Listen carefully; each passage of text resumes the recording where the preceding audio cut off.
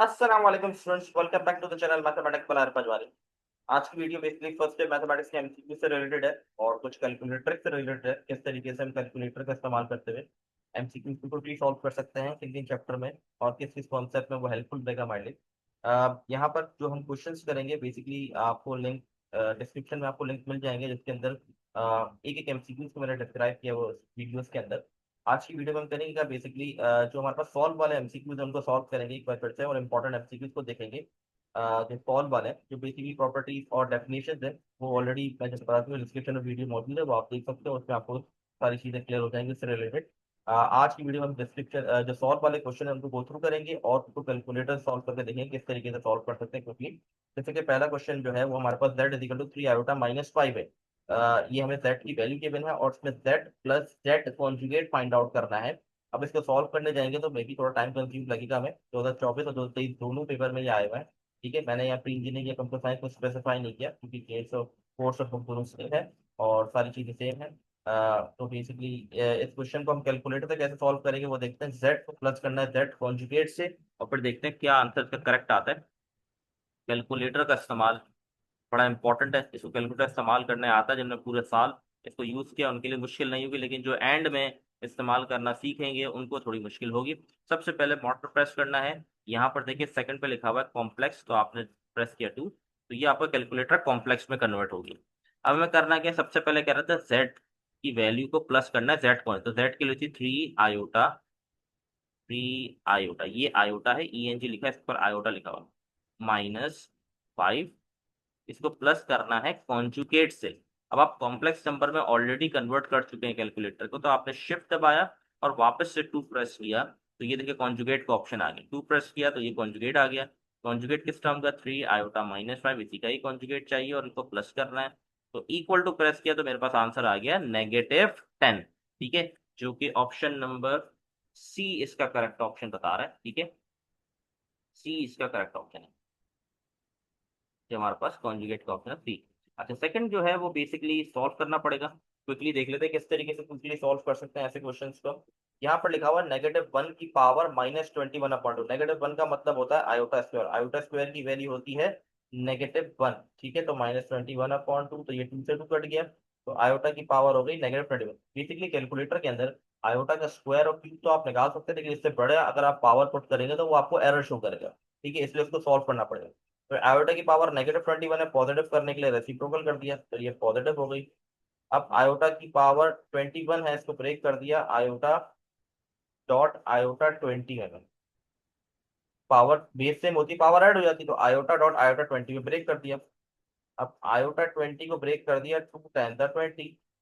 ठीक है, तो ये हमारे पास आ गया 1/आयोटा और आयोटा स्क्वायर की वैल्यू होती है -1। देखिए आयोटा स्क्वायर की वैल्यू हो गई -1 और पावर है 10।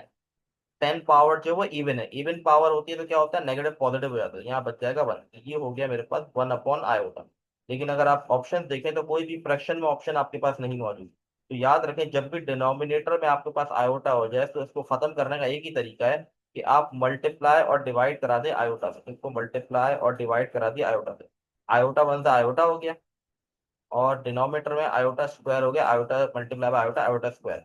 आयोटा स्क्वायर की वैल्यू क्या होती है, -1, तो आयोटा डिवाइड बाय -1, इसका मतलब -आयोटा इसका करेक्ट ऑप्शन है, जो कि ऑप्शन नंबर बी है। ठीक है, अच्छा जी नेक्स्ट देख लें।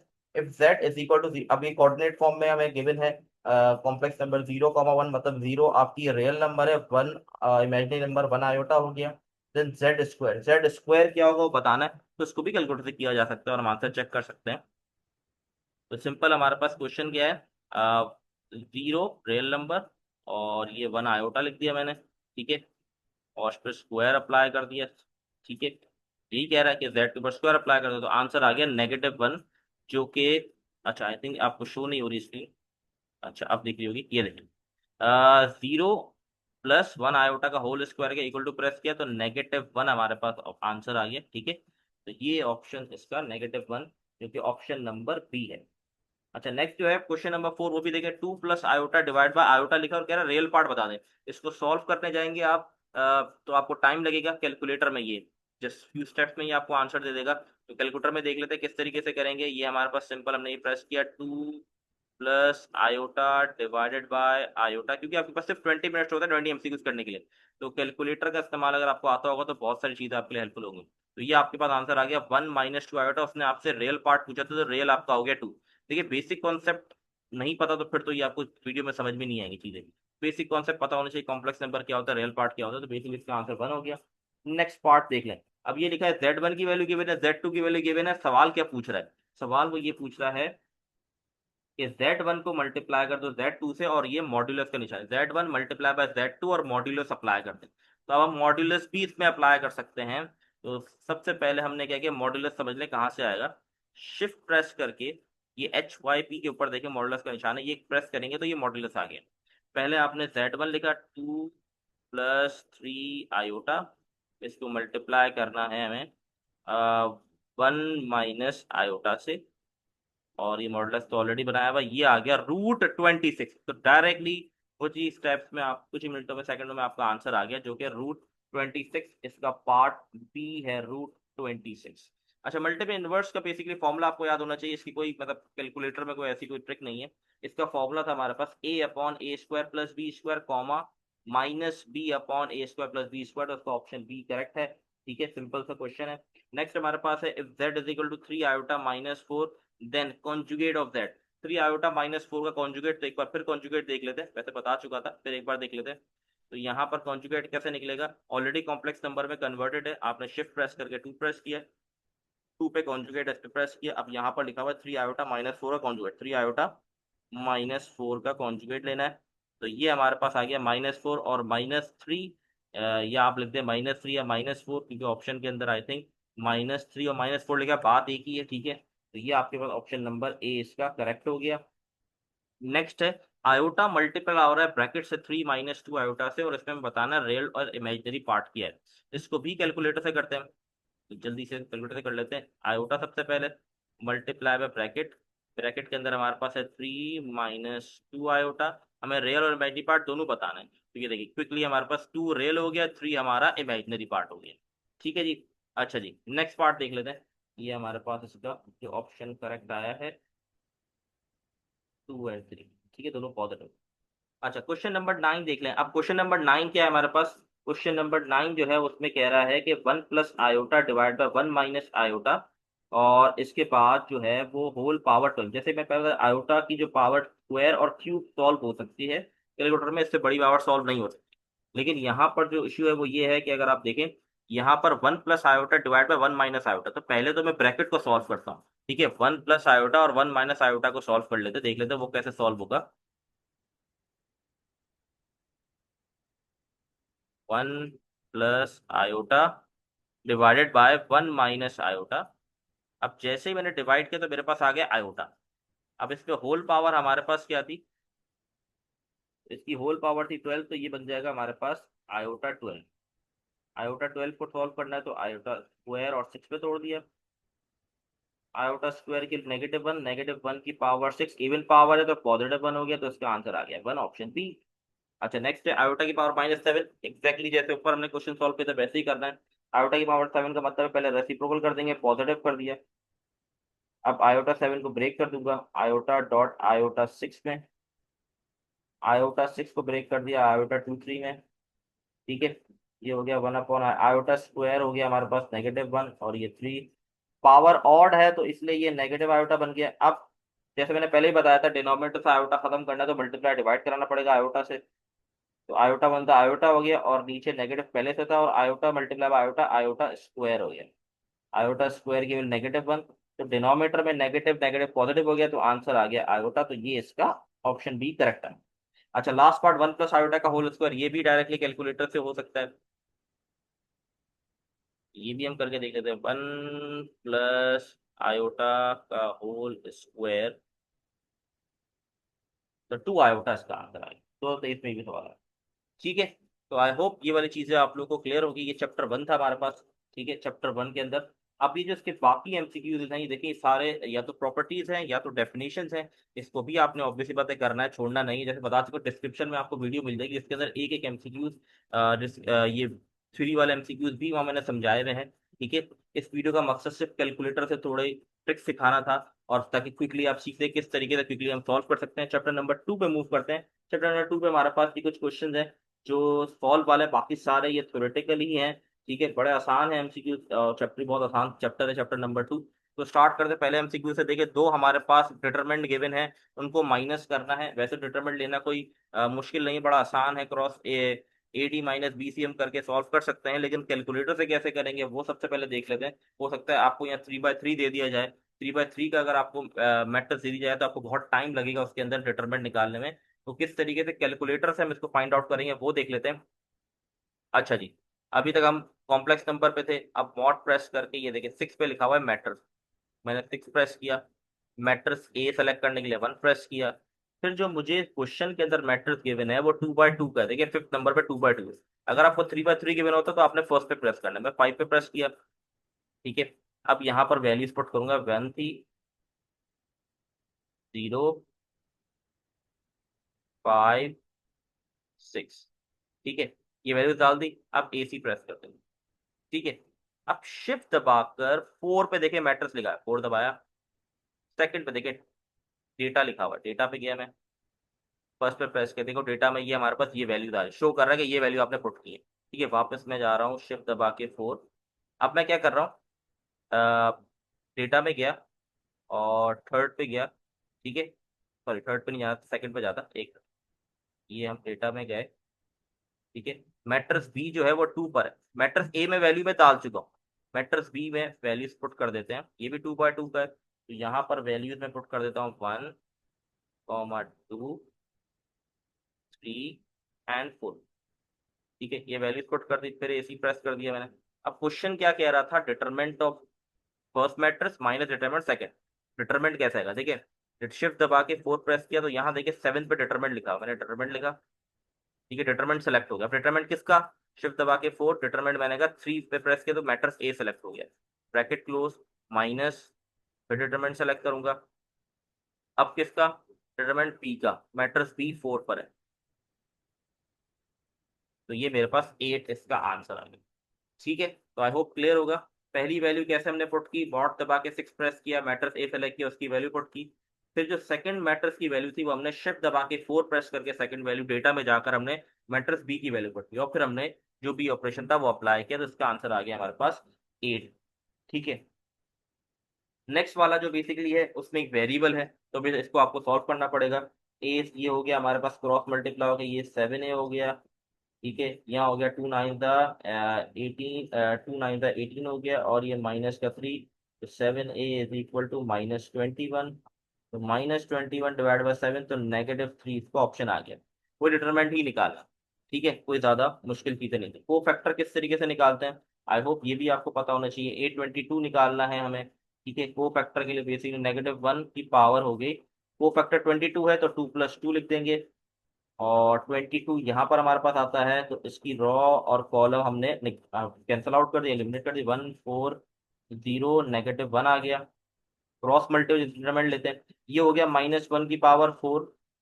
पावर इवन है तो ये पॉजिटिव ही रहेगा, ये हो गया -1, और 0 4 द 0। तो ये पावर इसको पॉजिटिव कर देगी 1, और ये -1 ही रहा, तो इसका आंसर आ गया -1।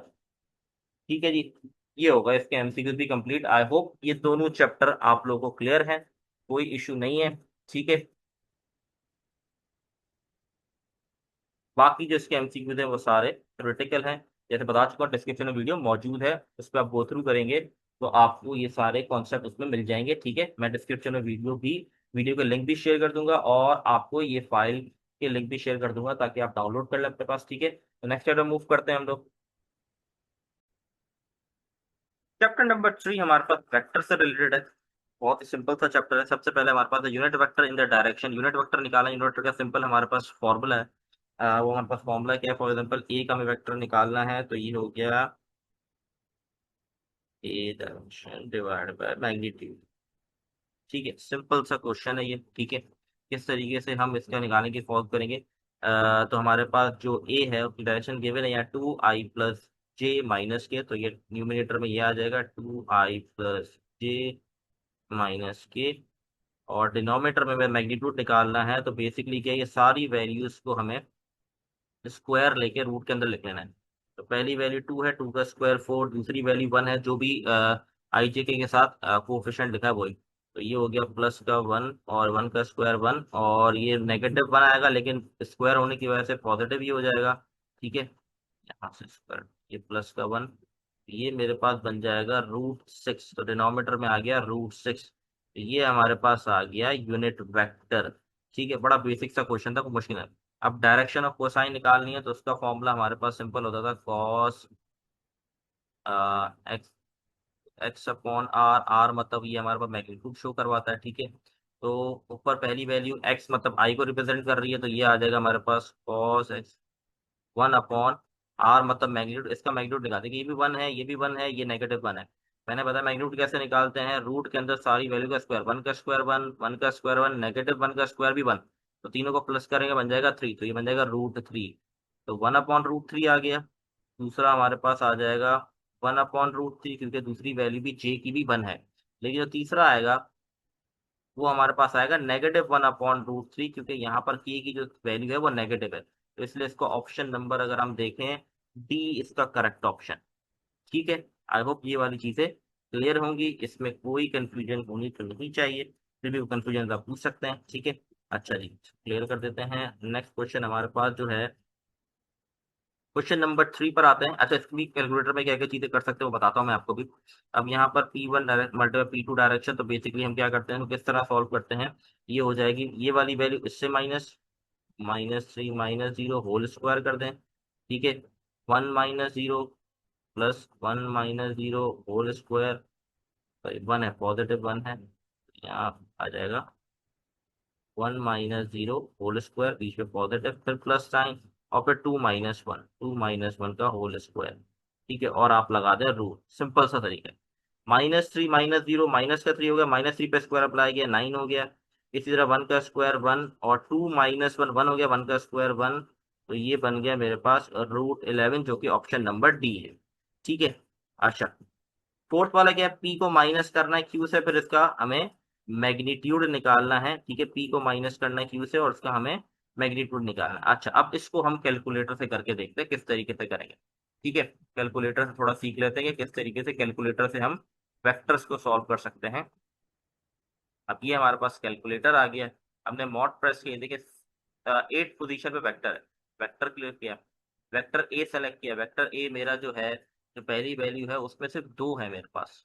ठीक है, एक है आई और के, तो मैं इसको 3/3 ही लूंगा, क्योंकि यहाँ पर देखें आई और जे होते तो मैं 2 वाला सेलेक्ट करता, लेकिन यहाँ पर बीच में जे मिसिंग है, मैं लिखूंगा 4 0, जे मिसिंग है, और के की वैल्यू 6। ठीक है, जैसे हम मैट्रिक्स में करते थे, ये मैंने हटा दिया। अब शिफ्ट दबाकर यहाँ देखें वेक्टर फिफ्थ पर है, तो यहाँ पर देखें जैसे सेकंड पे डेटा था वैसे ही अब मैं वेक्टर बी में वैल्यू डालूंगा, 4 प्रेस किया। ठीक है, सॉरी वेक्टर बी में वैल्यू, तो शिफ्ट दबाकर डेटा में जाना था, तो सबसे पहले हम डेटा में चले जाते हैं, शिफ्ट दबाकर 5 प्रेस किया, डेटा में गए, फिर 2 प्रेस किया, फिर हमने यहाँ पर 1 सेलेक्ट किया।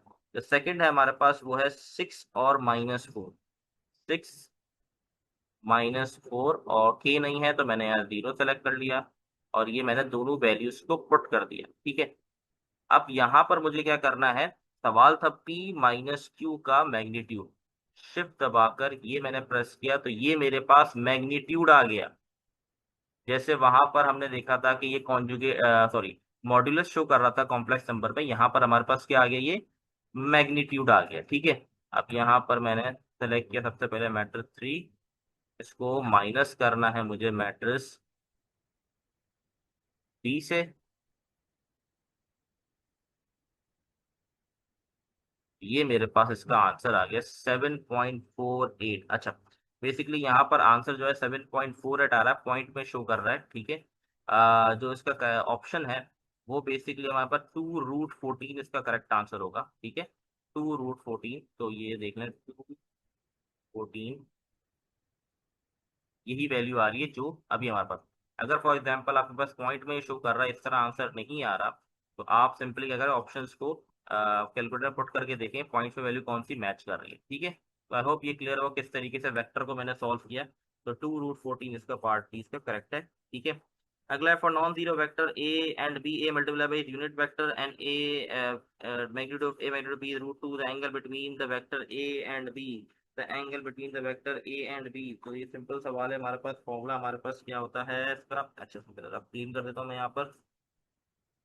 इसका हमारे पास ए क्रॉस बी, अच्छा ए क्रॉस बी और A dot B, dot B हम निकाल सकते हैं वेक्टर का, वो बताता हूँ मैं किस तरीके से हम फाइंड आउट कर सकते हैं। पहले हम इसको सॉल्व कर लेते हैं। तो इसका हमारे पास फॉर्मूला था, simple formula, A cross B is equal to A magnitude B magnitude और साइन थीटा।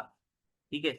अब यहाँ पर हमें कहा गया ए क्रॉस बी जो है यूनिट वेक्टर मतलब 1 है, और मैग्नीट्यूड ए और बी रूट टू के बराबर है, तो root two multiply by root two sine theta. Root two multiply by root two बन जाएगा, वहां जाकर डिवाइड करा देंगे, 1/2 साइन थीटा। ठीक है। साइन इनवर्स हो जाएगा, वहां जाके sine inverse 1/2 is equal to theta. तो चेक करते हैं कि कैलकुलेटर में साइन इनवर्स 1/2 क्या हमारे पास वैल्यू शो कर रहा है। ठीक है। अब ऑब्वियसली बात है, ऑप्शन हमारे पास जो गिवन है वो ऑप्शन गिवन है हमें रेडियन के अंदर। ठीक है। रेडियन के अंदर गिवन है, तो शिफ्ट दबा के मॉड प्रेस किया मैंने सबसे पहले। ठीक है, ये देखें, शिफ्ट दबा के जब मॉड प्रेस करेंगे तो ये 4th नंबर पे रेडियन आएगा, तो पहले तो मैंने इसको रेडियन में कन्वर्ट कर लिया। अब मैंने शिफ्ट दबा के साइन प्रेस किया तो ये मेरे पास आ गया इनवर्स, और यहाँ पर मैंने 1/2 इक्वल टू प्रेस किया तो ये, अच्छा ये मेरे को वेक्टर में, सॉरी, पहले 1 इसको हमें कन्वर्ट कर दिया। सबसे पहले इसको नॉर्मल कैलकुलेटर में कन्वर्ट करना है, वेक्टर में कन्वर्ट हुआ हुआ था। मैंने क्या किया, मॉड दबा के 1 प्रेस करेंगे तो आपको कैलकुलेटर वापस नॉर्मल फॉर्म में आ जाएगा। ठीक है, सिंपल कैलकुलेशन की फॉर्म में आ जाएगा। अब ये हमने इन्वर्स किया, यहाँ आ गया 1/2 ब्रैकेट क्लोज, तो पाई/6, ये आंसर दे रहा है पाई/6 हमारे पास। ठीक है। तो आई होप ये वाली चीज क्लियर होगी, कोई कंफ्यूजन नहीं है आप लोग को। ठीक है, तो ये सिंपल। अच्छा जी, पाई/6 का आंसर हो गया, जो कि ऑप्शन नंबर सी है। अच्छा, फिर मैग्नीट्यूड का क्वेश्चन है, देखें मैग्नीट्यूड निकालना मैंने आपको सिखाया। ठीक है, फिर एक बार देख लेते हैं मैग्नीट्यूड, ताकि कोई भी कंफ्यूजन आप लोगों को ना आ रहा है, एक बार फिर मैग्नीट्यूड देख लेते हैं। ठीक है। मैग्नीट्यूड पहले, सबसे पहले हम इसको वेक्टर में कन्वर्ट किया, वेक्टर में कन्वर्ट करने के लिए हमने 8 प्रेस किया, और हमने वेक्टर ए सेलेक्ट किया। 3/3 का हमारे पास वैल्यू है 3 इक्वल टू, फिर हमारे पास वैल्यू है -1, और फिर हमारे पास वैल्यू है 2। तो ये सारी वैल्यूज पुट कर दी मैंने, और यहाँ से मैंने मैग्नीट्यूड सेलेक्ट किया, और फिर वेक्टर मैंने सेलेक्ट कर लिया। यहाँ पर ए में प्रेस वैल्यू पुट की थी, तो ये इसका आंसर आ गया 3.74। ठीक है, फिर मैं कह रहा हूँ इसको आप लोग पॉइंट पर चेक करेंगे तो आपका आंसर मैच कर जाएगा, बेफिक्र रहा है, इसमें कोई इशू नहीं होगा। ठीक है, ये हो गया हमारे पास, ये भी डन। अच्छा, नेक्स्ट हमारे पास है पोजिशन वेक्टर ऑफ पॉइंट 1,0,2, तो बेसिकली 1 मतलब आई हमें गिवन है, और 0 मतलब जे नहीं है, 2 मतलब के हमें गिवन। तो ये हमारे पास ऑप्शन नंबर डी, ये 2024 पेपर में भी आया हुआ है। तो अब I+2 के इसका करेक्ट आंसर है। नेक्स्ट हमारे पास if O B the origin and O B is, तो हमें सिंपल क्या करना है, इनको दोनों को हमने सिंपल क्या करना है, ओ क्यू को माइनस कर देना है ओ पी से। ठीक है, तो हमारे पास पी क्यू आ जाएगा। ठीक है, इसको भी कैलकुलेटर से करके देख लेते हैं। तो वेक्टर में ऑलरेडी कन्वर्टेड है, वेक्टर में वैल्यूज पुट करना जरूरी है, तो वेक्टर में वैल्यू पुट कर देते हैं। सबसे पहले मैं यहाँ पर जो वैल्यू है वो मैं, हमें ओ क्यू को ओ पी से करना है, क्योंकि पी क्यू निकालना है, मतलब क्यू को माइनस करना है पी से। ठीक है, तो पहले मैं क्यू की वैल्यू पुट कर रहा हूँ, 5, 4 एंड -3। ठीक है, मैंने वैल्यूज पुट कर दी। अब यहाँ पर आकर मैं डेटा में जाकर सेकंड में पुट कर दूंगा वैल्यूज, जो कि ओ पी की होंगी। ठीक है, मैं फिर कह रहा हूँ, अगर आपको बेसिक कॉन्सेप्ट ही नहीं आता चैप्टर का, तो शायद आपको वीडियो में बहुत सारी चीजें समझ में नहीं आएंगी, क्योंकि इस वीडियो का मकसद सिर्फ कैलकुलेटर कुछ ट्रिक्स सिखाना, तरीकेकार सिखाना, क्विकली किस तरह सॉल्व कर सकें। मैं फिर कह रहा हूँ, डिटेल में अगर आपने पूरा एमसीक्यू गो थ्रू करना है तो डिस्क्रिप्शन में वीडियो मौजूद है, इसको गो थ्रू कर लें। ठीक है। अच्छा जी, अब हमें करना क्या है, माइनस करना है। सबसे पहले मैंने यहाँ सेलेक्ट किया ए माइनस, फिर मैंने सेकेंड मैट्रिक्स सेलेक्ट किया जो कि बी है। तो ये मेरे पास आंसर आ गया, देखिए 3, 1 और -5, 3, 1 और -5। ठीक है, ये हो गया हमारा डन। तो आई होप सारी चीजें क्लियर होंगी आप लोग को। आगे बढ़ते हैं नेक्स्ट पे, किस तरीके से माइनस करवाते हैं, किस तरीके से हम सॉल्व करते हैं इसको। ठीक है, नेक्स्ट हमारे पास क्या है, नेक्स्ट हमारे पास सिंपल हमारे पास एमसीक्यू आ रहा है। अच्छा इसको पहले मैं क्लीन कर देता हूँ चीज़ों को, बहुत ज़्यादा कॉम्प्लिकेटेड चीज़ है।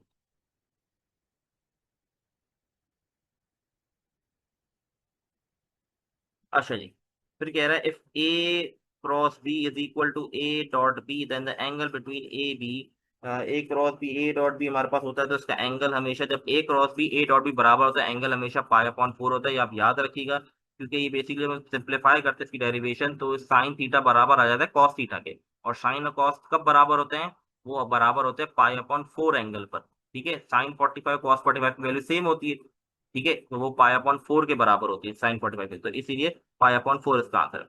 नेक्स्ट हमारे पास वो कह रहा है, हमारे पास सिंपल क्या है, the distance from the point -3, 5, तो बेसिकली डिस्टेंस निकालना है ओरिजिन से लेके -3, तो सिंपल क्या करना है हमें, 0, -3 होल स्क्वायर प्लस ओरिजिन है तो 0, -0 -4 whole square plus 0 -5 whole square, तो ये हो जाएगा 3 का स्क्वायर 9, ये हो गया 16, ये हो गया 25।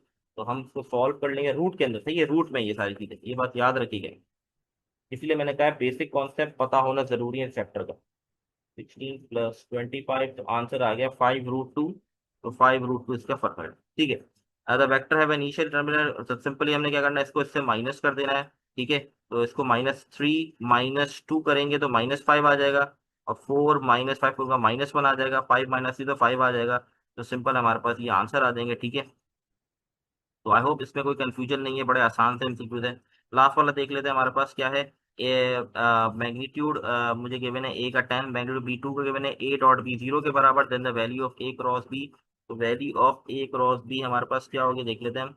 तो यहाँ पर हमारे पास फॉर्मूला आता है A cross B is equal to A, ये हो गया बी और साइन थीटा, ये फाइंड आउट करना है। इसकी वैल्यू 10 है, इसकी वैल्यू 2 है, ए डॉट बी 0 है, इसका मतलब यहाँ पर जो एंगल होगा वो हमारे पास होगा, हमारे पास क्या एंगल होगा, एंगल हम लेंगे यहाँ पे A dot B 0 sine 90 sine 90 हमारे पास जो होगा वो आएगा 90 ले लेंगे हम, साइन 90, तो ये 2 × 10⁻20 और साइन 91 के बराबर, तो ए क्रॉस बी का जो आंसर हमारे पास आएगा वो आएगा 20। तो ये हो गया चैप्टर नंबर 3 के एमसीक्यूज भी कंप्लीट। आई होप सारी चीजें क्लियर होंगी। अगर कोई क्वेश्चन है तो आप पूछ सकते हैं, आप क्लियर कर सकते हैं। मैं फिर कह रहा हूँ इसकी डिटेल, अगर आप कॉन्सेप्ट जानना चाह रहे हैं चैप्टर का और आपको कॉन्सेप्ट नहीं आता तो फिर आपने पूरी वीडियो को गो थ्रू करना पड़ेगा। ठीक है, वो डिस्क्रिप्शन में आपको मिल जाएगी। चैप्टर नंबर 4 की तरफ मूव करते हैं हम। ठीक है, चैप्टर 4 हमारे पास,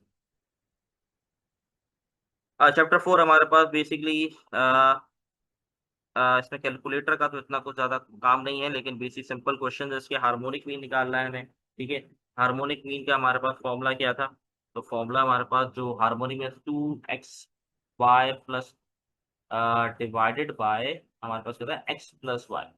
ठीक है, ये हमारे पास था, और अर्थमेटिक मीन का हमारे पास था a + b/2। ठीक है, तो हार्मोनिक मीन हमें फाइंड आउट करना है, तो हमने सिंपल 2, ये √2, ये 3√2 डिवाइडेड बाय फॉर्मूला था a + b।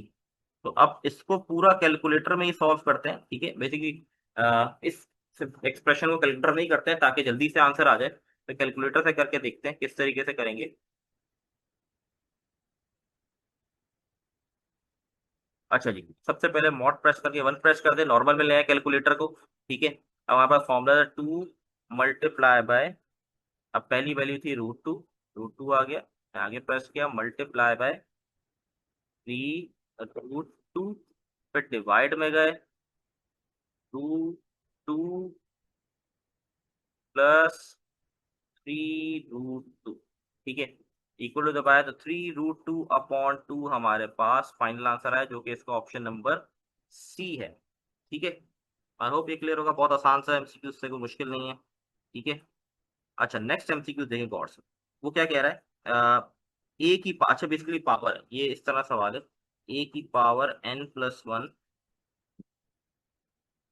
Plus b⁴n+1 divide by a⁴n+b। तो ये कह रहा है बेसिकली अर्थमेटिक मीन है between A and B, then n equal to, n की वैल्यू बतानी, अर्थमेटिक मीन का फॉर्मूला होता है a + b/2। तो हमें n की ऐसी वैल्यू पुट करनी है जिससे a plus B divide by 2 बन जाए। ठीक है, तो बहुत ही बेसिक थोड़ा कॉमन सेंस यूज करनी है। यहाँ नीचे a की पावर n है और b की पावर n है, तो नीचे मुझे 2 बनाना है, तो मैं क्या पावर रखूं कि 2 आ जाए।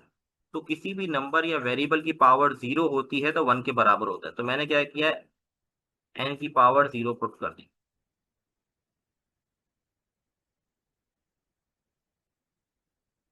तो डिनोमिनेटर में क्या होगा इससे, a0 और b0 1 1 के बराबर हो गया तो 2 हो गया, और ऊपर a की 0 प्लस 1 1, तो a plus B divide by 2, तो ये बन गया। इसका मतलब पावर जो है n की 0 पुट करनी है। ठीक है, आई होप क्लियर होंगे ये सवाल, कोई मुश्किल सवाल नहीं थे। अच्छा जी, इसमें सिंपली हमारे पास क्या करना है, 1 comma x-1 comma 3। Basically arithmetic progression क्या होती है, बेसिकली वैल्यूज ऐड होके आगे मूव ऑन कर रही होती है हमारे पास। ठीक है, तो किस तरीके से हम सेकंड वैल्यू निकालेंगे यहाँ पर, सिंपल सा तरीका है। अच्छा, तो सिंपल से हम क्या करेंगे, यहाँ पर हमारे पास जो है, अगर मैं यहाँ पर पुट करता हूँ 0, तो ये क्या बन जाएगा, 1 कॉमा -1 और 3। तो ये देखिए ये सीरीज बन रही है, तो ये कहीं से अर्थमेटिक अर्थमेटिक का बेसिक कौन सा आपको पता है, तो आप सिंपली बताएंगे कि ये सीरीज अर्थमेटिक में नहीं बन सकती। ठीक है, तो आप कहेंगे नहीं, 0 तो करेक्ट ऑप्शन नहीं है। अगर मैं 1 पुट करता हूँ तो सीरीज क्या बनती है मेरे पास, 1 पुट करने से जो मेरे पास सीरीज बनेगी बनेगी 1, मैं एक्स की वैल्यू की जगह पुट कर रहा हूँ, 1 माइनस नहीं, तो 1 कॉमा 0 कॉमा 3। फिर मैं कह रहा हूँ अर्थमेटिक प्रोग्रेशन का कॉन्सेप्ट पता होगा तो आप खुद ही कहेंगे कि ये भी करेक्ट आंसर नहीं है। ठीक है, नेक्स्ट देख लेते हैं। अब हम पुट करेंगे 2, 1 कॉमा 2 - 1 1 हो गया, 3, तो 1 1 रिपीट हो गया, मतलब ये भी नहीं है। ठीक है, फिर हम देखते हैं लास्ट वाली। अब जब मैं 3 - 1 करूंगा तो बन जाएगा 2।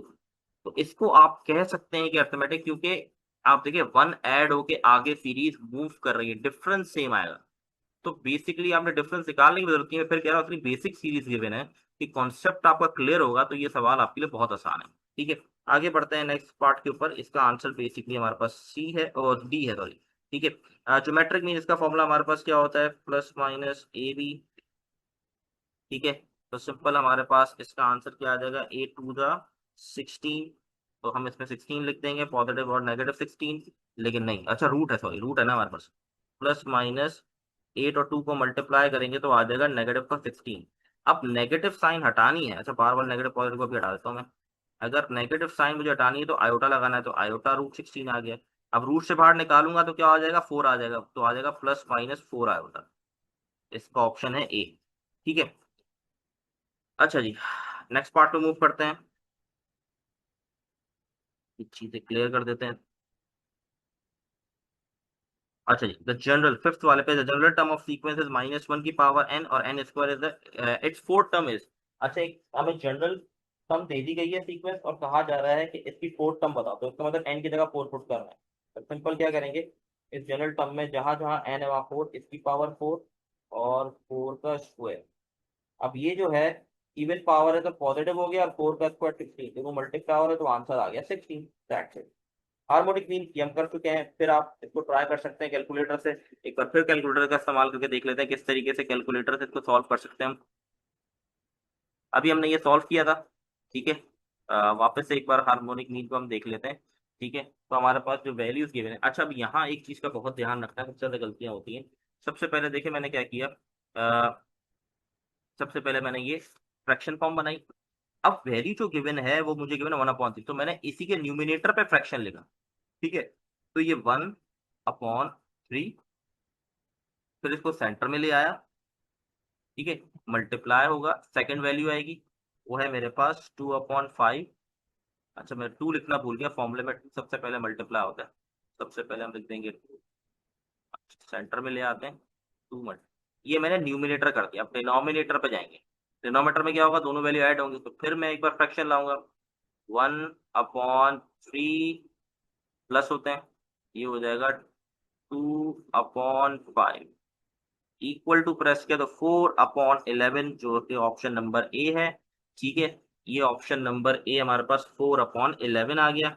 ठीक है, क्विकली इसको एंड करते हैं। अच्छा नेक्स्ट हमारे पास कह रहा है फिफ्थ टर्म निकालनी है हमें। ठीक है, तो फिफ्थ टर्म हम कैसे निकालेंगे, सिंपल यहाँ पर जहां जहां हमारे पास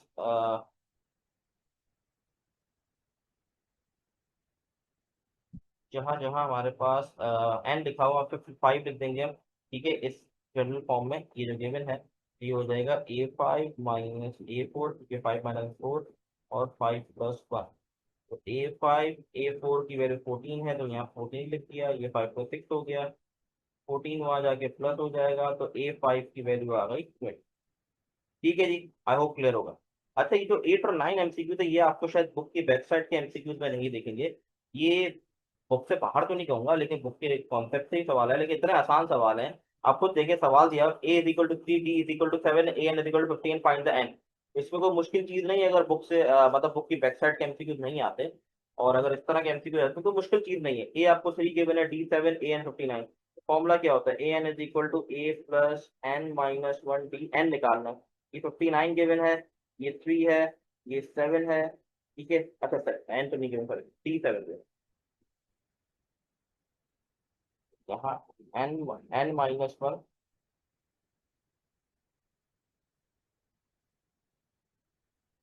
चलो, 3 वहां जाके माइनस हो जाएगा, तो 56, 7 को डिवाइड करा देंगे, ठीक है।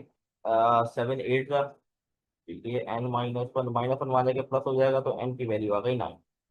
तो बहुत आसान था। इसी तरह अर्थमेटिक मीन क्या होता है, दोनों को प्लस करके डिवाइड बाय 2 करेंगे तो 7 आ जाएगा। तो ये एमपी को 2024 के पेपर में आया, ये बुक की बैक साइड में ही, लेकिन बड़ा बेसिक टॉपिक।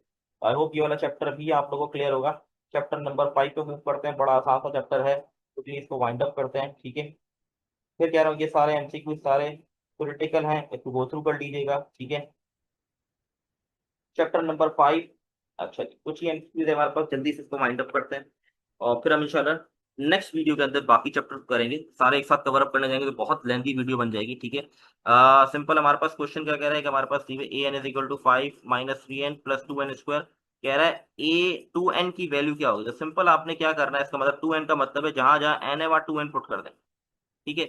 जहां जहां हमारे पास n है वहां 2n पुट कर दें, तो 5 - 3, यहाँ 2n आ गया, प्लस 2n का स्क्वायर, तो 5 - 6n, ये हो गया मेरे पास, स्क्वायर अप्लाई करूंगा तो 4n² हो गया, ठीक है। ये हो जाएगा 5 - 6n + 8n², जो कि ऑप्शन नंबर ये लगा, क्लियर। 2023 के पेपर में ये आ चुका है, ठीक है। तो आई होप कोई कंफ्यूजन नहीं होगी आप लोगों को इसके अंदर, ठीक है।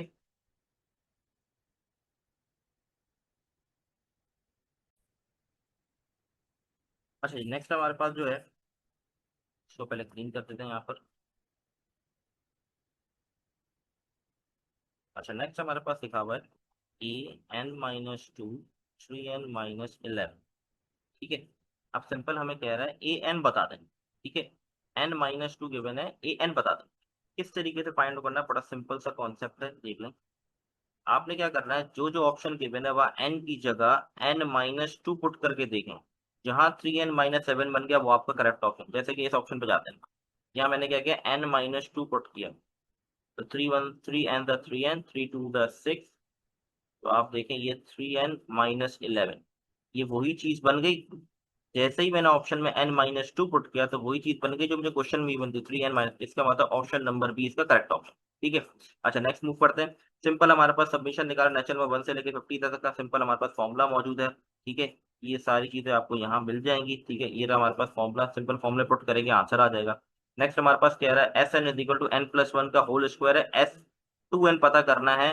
तो यहाँ पर मैं 2n पुट कर दूंगा, +1 का होल स्क्वायर, तो स्क्वायर अप्लाई करेंगे, A + B का होल स्क्वायर फॉर्मूला लग जाएगा, A² +2AB + B²। ये इसका करेक्ट आंसर हमारे पास आ गया, ठीक है, जो कि ऑप्शन नंबर बी है। अच्छा, यहाँ पर कह रहा है N 3 से लेकर 20 तक का सबमिशन चाहिए, और n की पावर 0 है। n की पावर 0 मतलब 1 हो गया, 1 का मतलब यहाँ पर हमारे पास जो आ जाएगा वो आएगा, क्या कहते हैं, n आ जाएगा। तो 3 से लेकर 20 तक का मतलब हमारे पास बनेगी 8।